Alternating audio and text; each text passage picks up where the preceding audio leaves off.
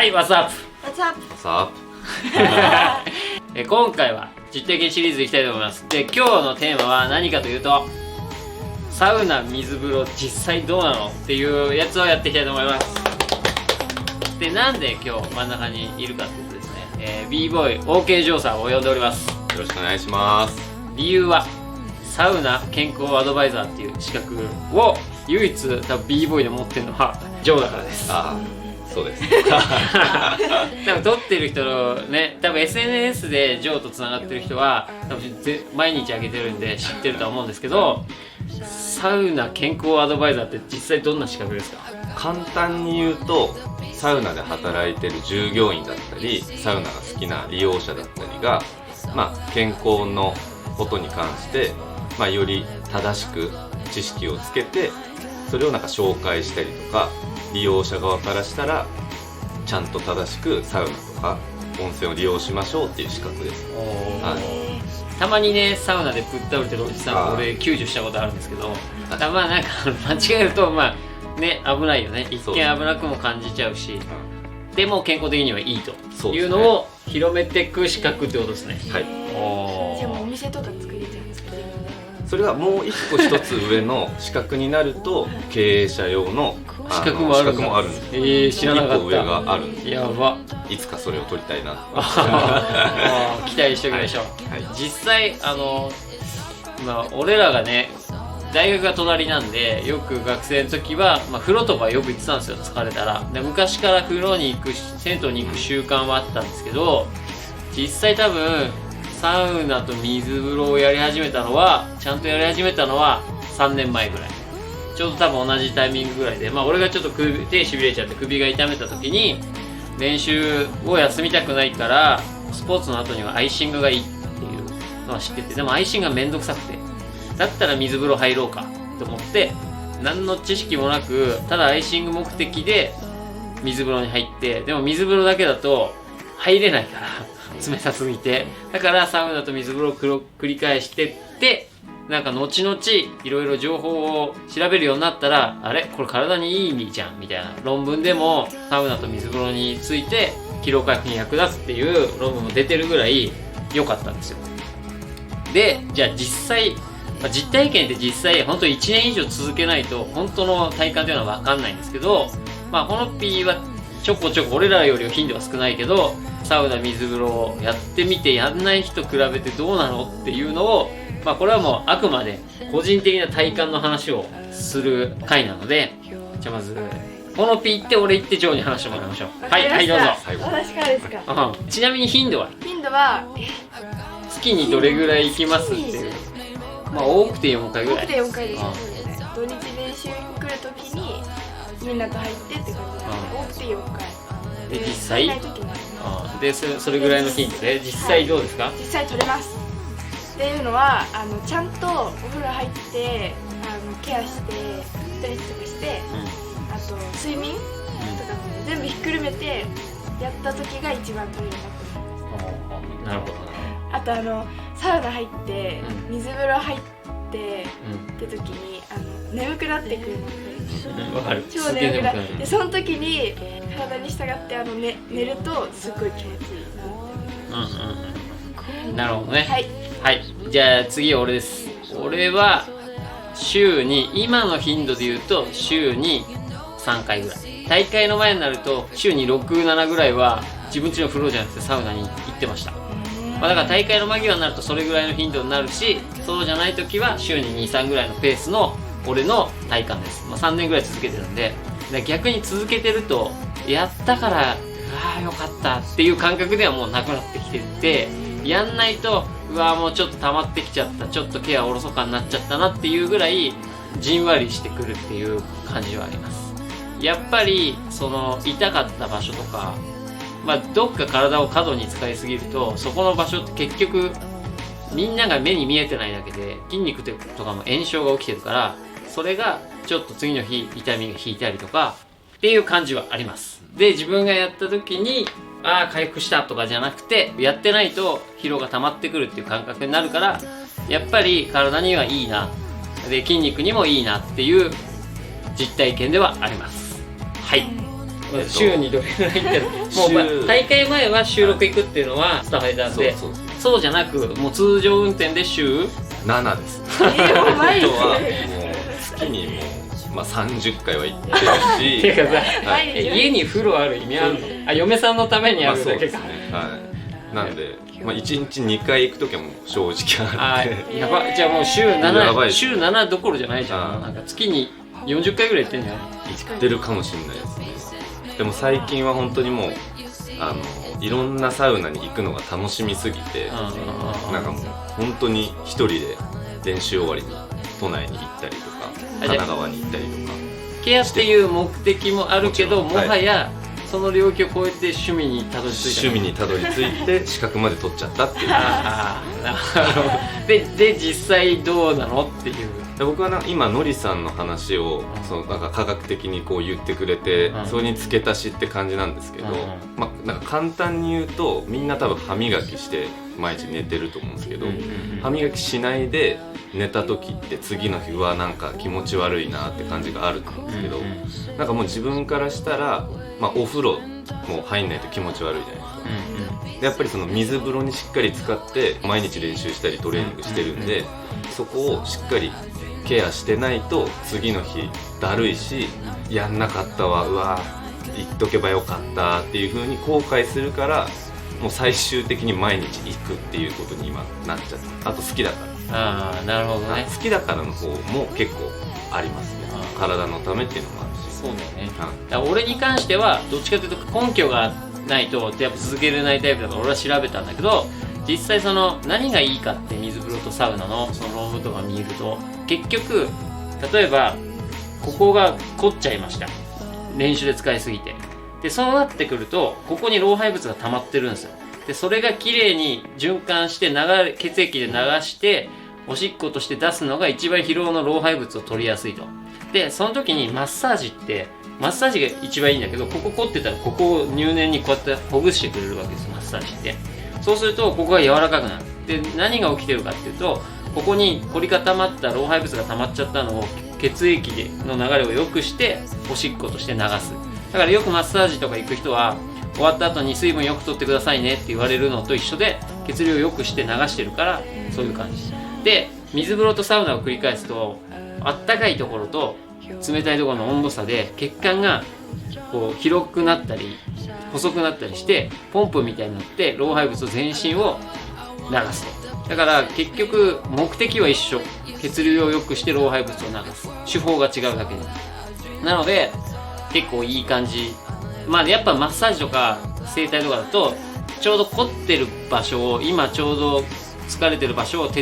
念入りにやってくれるからもっと効果的ではあるけど、でも実際、まあ、目的は一緒だよっていうところです。付け足しでその血流をこう良くしてポンプみたいにして全身をこう巡らして疲労を出すのが目的だと思うんですけど、それをマッサージに行くと、のりさんとかすごいやっぱりケアでいっぱい行ってるんで、いろんな相場を知ってると思うんですけど、マッサージのいいところに行くとまあ結構1時間で6000円とか7000円とか1時間かかっちゃうんですよ。それを日々繰り返しサウナ行くだけでたった500円とか600円でそれができるんですよね。間違いない。コスパはいいね。確かにコスパもいいんですよ。しかも歯磨きをおろそかにしてたら虫歯になるじゃないですか、それと一緒でやっぱり疲労回復のそういうケアとかをおろそかにしてると怪我につながるじゃないですか、それを歯磨きみたいにやっぱり定期的に水風呂に入ってアイシングしてサウナに入って血流を良くしてっていうのを週に2回とかでもいいし週に1回でもいいしやることによって確実に多分怪我の確率が減ると思うんですよ。間違いない、だから僕はもうなんでやらないのかなって思うぐらいサウナはアスリートももちろんだと思うんですけど、やってるよね。だってね、俺らも知ってる北岡悟選手はね毎日行ってるし、行かないと練習できないって言ってるぐらいだよね。やっぱり本当にやってる人たちはそこまでやっぱり考えて、もう疲れをどれだけ抜いて次の日の練習をベストな状態でやるのかとか考えてると思うんですけど、働いてる人もそうだし、もういろんな人たちに多分、疲れってみんなあると思うんですよね、頑張ってる人は。多分その抜き方も知らないし、てかむしろ俺らは周りにそういう知識を持ってる人がいたからこうやってやれるわけで、そうです多分この一本の動画がもしかしたら何か誰かの役に立つ可能性もあるし、知らない人からしたらたまに本当に年に2回ぐらいしか銭湯行かない人がサウナ覗いてみたらただのおじさんのたまり場じゃんみたいな感じで思うかもしんないじゃん実際。でも本当に意味があるってことは分かってほしいよね。そう実際こういうのをやるといろんな人に多分聞かれるの。サウナ何分入って水風呂何分入るんですかってね、よく聞かれる。これもね調べたんですよ。これは論文でなかった。それ今ね多分個人差があるから多分ないんだと思う。で俺はサウナ12分入ってで水風呂は適当に我慢できるまで入ってます。理由はその12分になった理由はジョーです、はい、時計があるの、はい、12分時計なので12分入りましょうって言ってきて、なんでって言ったら一周回んないと気持ち悪くないですかってなるほどっつって、もう肌感的には俺の中ではなんか10分でいいのよいいのもう出たいって思ってるんだけど、なんかジョーにそそのかされて12分を入る習性がついてます。で俺はちなみに12分入って水風呂をそれを3セット繰り返すです。それ以上はね疲れちゃってできないかなと思ってます。この時どんぐらい入ってるの？私はもう肌感で最初入って汗が出てきたら出て、水風呂は頭がクラクラするまで入ってそうであるじゃないですか、してくるじゃないですか。でそこまで入ってで結構冷えてるからまた入って数えてないです。数えてない肌感ね、はい、で何セットぐらい入ってるんですか？3です。おお、はい、じゃあジョーは？で僕ものりさんと一緒で12分、それこそ丸々12分入って水風呂に何分ぐらいだろうな。でも大体ちゃんと我慢できる時は3分ぐらい多分入ってます。3分から5分ぐらいを、まあ、3セット繰り返してます。アドバイス的にはどうなの？分数とかどうなのって聞かれた時にアドバイスするとしたら、アドバイザーとしての資格の持ち主がアドバイスするんだったら、まずはなんかのりさんのそのトレーニング動画とかでもいっぱいあると思うんですけど、やっぱり無理が禁物だと思うんですね、最初は。間違いない。だから自分が3セットは繰り返した方がいいっていう風にやっぱりみんな知ってる人もいると思うんですけど、3セットはやった方がいいと思うんですよ。だけどその分数に関しては自分がちょっと我慢できる、ちょっときついなってぐらいまでやっていって、筋トレと一緒ですよね。ベンチプレスで最初全く上げれない状態から少しずつ伸ばしていくっていう感じがいいと思ってます。そうだね、無理するとね、本当倒れちゃったね、クラクラするしね、貧血になっちゃう感覚に近いもんね、実際。でもそれがあれじゃないですか、なんかいいまあそれが良く生き続けてるとそうなるよね。多分それが多分整うっていう、なんかよくサウナ業界で言われてる感じだと思うんですけど、これは僕のりさんから教わったことで、サウナスパ健康アドバイザーっていう感じの人たちからすると、多分まず体洗って、で最初1セット目サウナ入って、で水風呂に入って、で椅子に座って自分の体温を元に戻すっていう作業までが1セットなんです。そうだね、整わせるっていうもんね。でその椅子にゆっくり座ってる時に大体整うって言われてるんですけど、のりさんがその調べてくれて、アスリートとか激しいスポーツをしてる人たちからすると、ここの椅子の上に座ってゆっくりするっていうよりかも、水風呂からまたもう一回すぐサウナに行っても結構いいっていうのは知りました。それは時間があれば絶対ゆっくりした方がいいんだけど、例えば時間がないで体を追い込んでる人は別にその整わせる時間は省いても大丈夫だよっていうのはあります。あともう一つあるんですけど、サウナ仲間っていうか、親友もサウナすごい好きなんですけど、ちなみにちょっと話それますけど、僕の高校からの親友の人がいるんですけど、その人はもうサウナが好きすぎて、今サウナを地元の鹿児島に経営しようとしてるんですけど、サウナとかつってその人が言ってたんですけど、サウナで整うっていう感覚はその人は分かんないって言ってて、で整うためにはどうしたらいいんですかっていう、そのすごくサウナ界で有名なサウナ師匠っていう人がいるんですけど、その人に聞いたら、やっぱり筋トレもそうだし何事も多分そうだと思うんですけど、制約を作るみたいなんですよね。だから例えばサウナ12分入るって、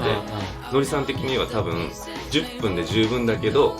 あと2分ちょっと我慢するっていうこの時間がなんかすごくその違う水にバーって入った時に気持ちいいっていう感覚になるし、クラクラするっていうかもうバーって違う環境になるのがすごくなんかいいっていう風にサウナのその今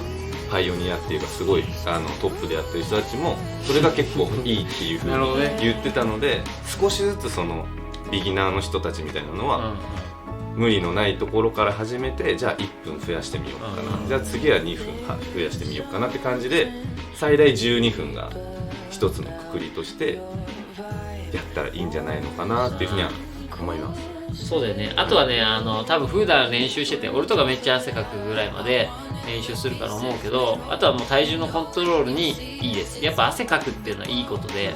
ぱ体って本当に水分でできてるから、汗かかないとどんどん体重重くなってきて、びっくりするぐらいちゃんと汗かくと、体重も一瞬で本当にもうサウナ3セットやるだけで、もう 1.5 とか2キロとか本当に落ちるんで、まあ飲んだら飲んだ分だけまた増えるんだけど、でもそういう体重管理としてもやってるかなって思います、俺は。で循環するしいいですよね、そう新しい水分がねいい成分を入れるって意味ではすごくいいかなってやっぱり思います。あとはじゃあこれを機になんかそのサウナに行ってみようかなって思ってる人に1個アドバイスするであれば、やっぱマナーみたいなのがあって、それを守らないとなんかね、やっぱ本当に好きな人は注意してくるじゃん。だからちょっと嫌な思いしてなんか続けるのやめようかなって思われないようにルールを言うと、汗かいてるわけだからサウナから出たら体の汗をまず流しましょう。で水風呂に入る。で水風呂に入ったら体を拭いてから入りましょう。体を拭いた方がね汗出やすいんだよね。理由もあるし、あとはなんか体を拭かないで入ると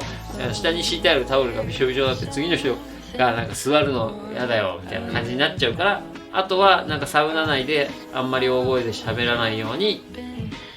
ねするとなんか注意してくる人もいるし、まあこんなご時世だしね、コロナのこんなご時世なんで言ってきます。これ付け足しなんですけど、この前ジョーに言われてはぁってなったのが、そうスーパー銭湯と銭湯ってあるんですよ、世の中に。でなんか銭湯は別に時間関係なく空いてたりで、東京都のスーパー銭湯だったらもう臨時休業が多くて、神奈川でも夜8時までとかなんで違うのみたいなのがあった時に、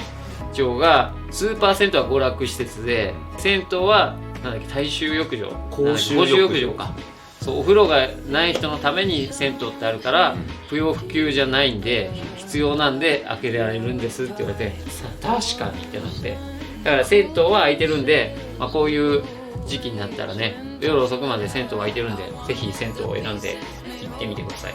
ぜひ。であとさっきも言ってたけどね、サウナでコロナに、クラスターとか陽性者になった人は一人も今のところいないっていう事実があるんですよ、実は。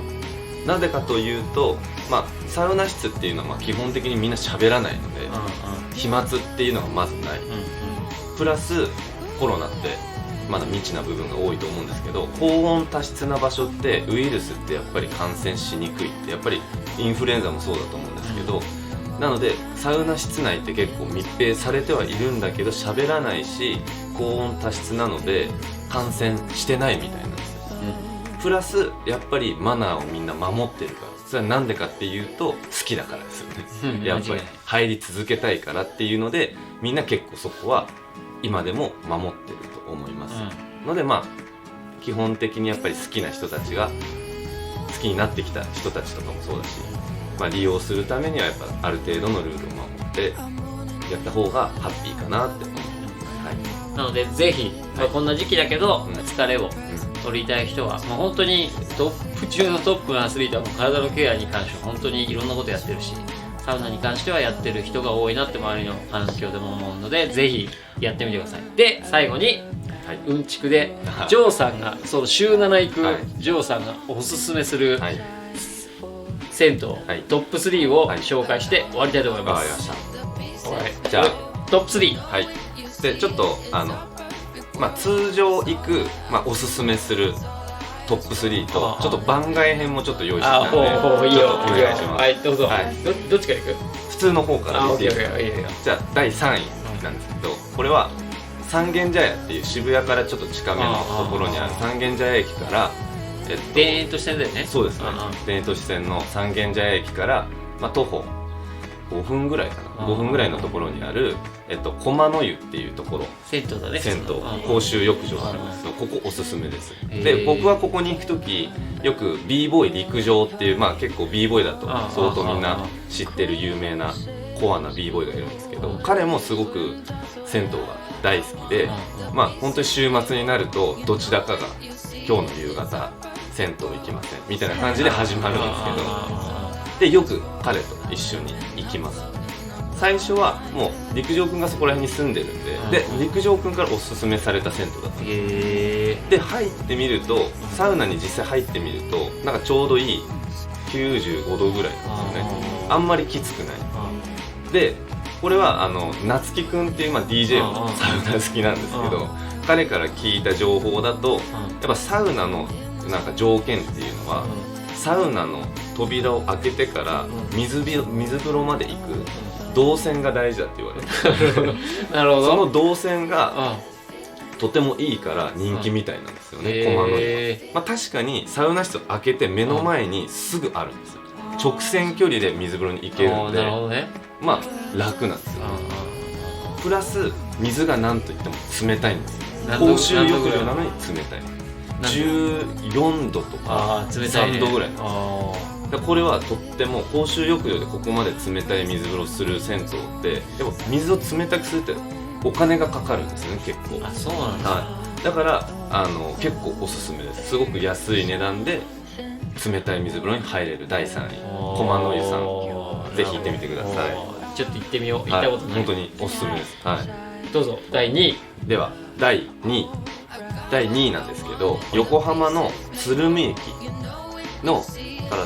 徒歩5分ぐらいのところにあるユーランド鶴見っていうところがあるんですけど、これはまあサウナ界で言っても結構神奈川県の中ではトップクラスのサウナ施設があって、でこれは何が一番いいかっていうと、やっぱり水風呂なんですよね。なるほど。水風呂の冷たさでやっぱりサウナーたちは動きに行くんです。そうなんだ。でここの水風呂の温度は11度なんですよ。ささっきが14度で、僕何も知らずになんかのりさんのレッスン生のお父さんが言ってたところ、マオチのお父さんが言ってたところだ。ここいいですよって言ってて、試しにすぐ行ってみた時に冷たいですよって言われて、何も特に何度なのかも知らずに一発目サウナから出てその水風呂にザーンって使ったら一瞬で痛くなっちゃって、冷たすぎて。もう肌がってことね。なんか冷たすぎて痛いんですよね。痛いってなって、痛いってもう思った瞬間に動き始めると新しい水がかかるじゃないですか。わかるよ。冷たいところはじっとしてたい。そうでもゾンビみたいな感じで痛いみたいな感じで、まあ最初出て、それが結構衝撃的だったから、刺激的なのもあるし、で結果的に冷たい水風呂に入るとよりすごくこうその出た後の気持ちよさってすごくあるんですよ。違うんだ。心地よさがすごくあって、それがやっぱりすごく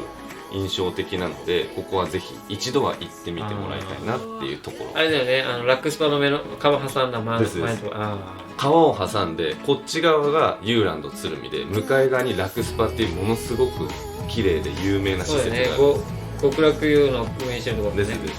で僕たちは最初ラクスパってところに行ったんですけど、なんかこう銭湯でこう露天風呂から向かい側にちょっとボロい銭湯あるかぐらいに、むしろこんなところによう勝負してんなって言ってたもんね、最初ね。言ってたんですけど、実はサウナーからしたらそっちが有名だったっていうのを最近知りました。だからおすすめです、ぜひ。で第1位なんですけど、これはやっぱりもう超有名で、都内ではもう本当に誰もサウナーだったら知らない人いないんですけど、池袋のカルマルっていう場所があって、ちなみに男性限定の銭湯サウナってなってるんですけど、女性デーっていうのもあるみたいなので、女性の方も調べてぜひ行ってもらいたい。月に1回ぐらいあるんだ。はい、多分あると思います。でも基本は男性専用の男性限定なんで施設だよね。はへで、ここもおすすめするポイントはもうただ一つ、本当水が冷たいんですよ、本当に。でも水風呂何種類かあるイメージあったそうなんですよ。テレビで見た3種類ぐらいあって、人の肌感ともう俯瞰風呂っていうんですけど、ああ、わかるわかる。はい体温と同じような水風呂の温度と、はい、何個ぐらいあるの3つ3種類あるんですけど、へー俯瞰風呂って水風呂のその35度ぐらいの気持ちがいい水風呂が1つで、通常の16度ぐらいの水風呂が1つで、もう最後のここの3つ目がもう半端なくいいんですけど、7度ですね7度なんですよ。しかもそれあれじゃん、2位の衝撃と同じぐらい肌痛いんじゃない？肌痛いをちょっと超えるっていうのもしかも渦が巻いてるんですよ。なんかうわ水風呂で冷たい、ただ冷たいだけじゃなくて渦が巻いてるからよなんかじゃあ体感もっと冷たいんだ。冷たいです。もう半端なく冷たくて、でなんかお風呂好きな人たちの中でさっきのりさんも言ってたと思うんですけど、水風呂にバーンって使ってずっと静止してると天使の羽衣ってこれ言うらしいんですけど皮膚のなんか動かなかったらなんかうまくそうそう、耐えられるのが入ってくるんだ。だからもう人が隣でバシャって出てきて、はいやめろやめろやめろって思うじゃん。はいじゃあもう常にもうその防御体制を崩してくるんだ。崩してくるんですよ。だからもう我慢できない。10秒我入ってられ慢10秒も10秒我慢我慢僕できない。10ゆっくり数えてみようって言って10秒持たなかったでそんな水風呂なんだ。いでもいいんだ。はい10秒でもいいんだ。で、ただ僕はこれはもう本当衝撃的だったんですけど「いて!」って言いながら出て、もうゆっくりできる本当に整う空間があるんですよ。でそこのこうやってこれぐらいのところベッドに横になって知らない間にヘラヘラ笑ってたんですよへーって笑ってて、でなんか面白かったわけ面じゃなくて白かったわけでもなく気づいたら笑ってた。だからそれぐらいちょっと衝撃的な銭湯スーパー銭湯カルマルにスーパー銭湯なの？スーパー銭湯というかサウナ施設ですよ。あサウナのための施設ああ、なるほどね。ちなみにこういう時期でもやってんの？やって今はちょっと休業中だと思うんですけど、そうなんだよくなってからぜひ行ってみてもらいたい。行ってみるわ。もうぜひ10秒数えれるかチャレンジしてみる。ですね、10秒数えれるかっていうのと、あと出てここは整いに行った方がいいと思うんですよ。ああ、なるほどね。でちなみに7度なんで、ん冷たすぎて皮膚がパチパチパチパチ言うんですよ。へーそれもちょっと体験してもらいたいなって思います。ちょっとなんか異次元のカルマルね。サウナなんでぜひおすすめです。わかりました。がもう僕が選ぶベスト3。はい、じゃあ番外編。はい、最後の番外編なんですけど、何個あるの番外編？1個。1、2、3、3結つあります。構あるじゃん。で、1つ目、うんこれちょっとサウナでもないし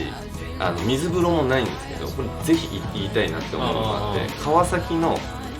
鷺沼っていう場所にある有馬療養温泉っていう本当に療養する人のための温泉施設があって、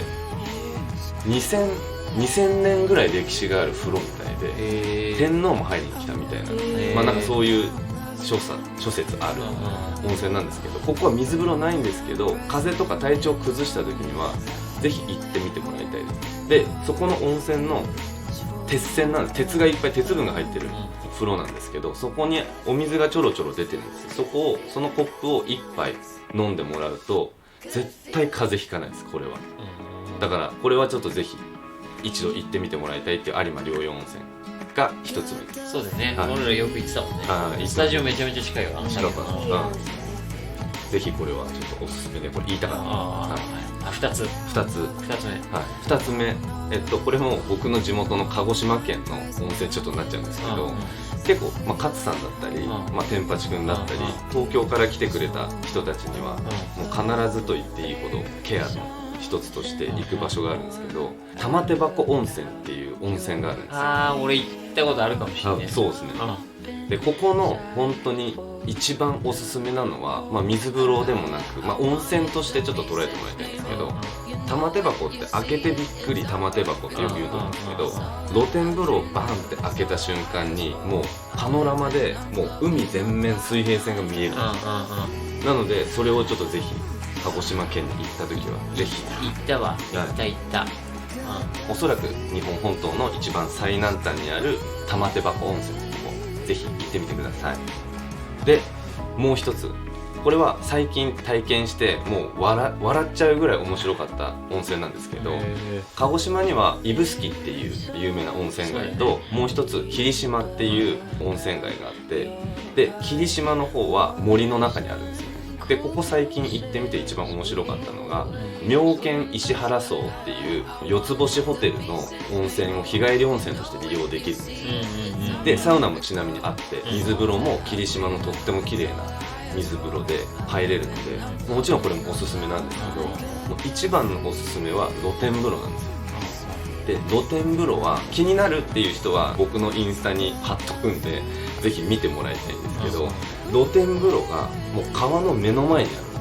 ですよ。でちなみに脱衣所も本当に川の目の前にあって、本当にすぐそこに大きな川が流れてて、石を積み立ててそこに温泉を張ってるっていう。なるほどね。川は冷たいけどここは温泉なんだ。はい、で僕本当に最初行った時笑っちゃって、誰も人がいない森の中なんで、とっても安全なんですけど、もう温泉に入って水風呂は川でした。僕はもう自然の川で水風呂に入って、なんかそれもその距離感なんだ。そうですそうです。もう本当にすぐ目と鼻の先みたいな。水風呂代わりに川を利用できる